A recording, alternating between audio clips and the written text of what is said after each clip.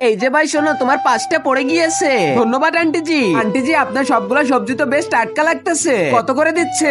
এক গুচ্ছ 10 টাকা। আন্টি, আপনি এইসব সবজিগুলো আমাকে গুছিয়ে দিন, আমি সবগুলাই নিচ্ছি। বাবা, তুমি এত সবজি দিয়ে কি করবা? বস, আমরা তো মিটিং এ যাচ্ছি, এখন এই সবজি নেওয়া ঠিক হবে না। আন্টি, আপনি 1000 টাকা রাখুন, মিটিং শেষ করে আমি সবজি নিয়ে যাব। ঠিক আছে, আমি তোমার জন্য এখানে অপেক্ষা করব। এদিকে তো রাত মিটিং এ ব্যস্ত, আর ওদিকে আন্টি তার অপেক্ষায়। অপেক্ষা করতে করতে তো রাত হয়ে যায়, বৃষ্টি নামতে শুরু করে, কিন্তু আন্টি তো তখনও যায়নি। স্যার, আপনি তো আপনার মাকে অনেকদিন ধরে খুঁজতেছে, এখনো কিছুই তো খুঁজে পাওয়া গেল না। যতদিন না তিনি মিলছেন ততদিনই খোঁজ চালিয়ে যাব।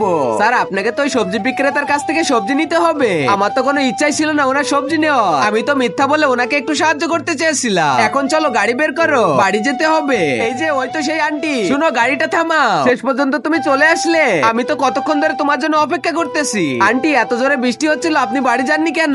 বাবা, বাড়ি কিভাবে যায়? তোমার সবজিগুলো তো দিতে হবে, ব্যবসায় সৎ থাকা খুব জরুরি। আচ্ছা চলো আন্টি, আমি আপনাকে পৌঁছে দিই বাড়িতে। আন্টি, আপনি এত কষ্ট করতেছেন কেন?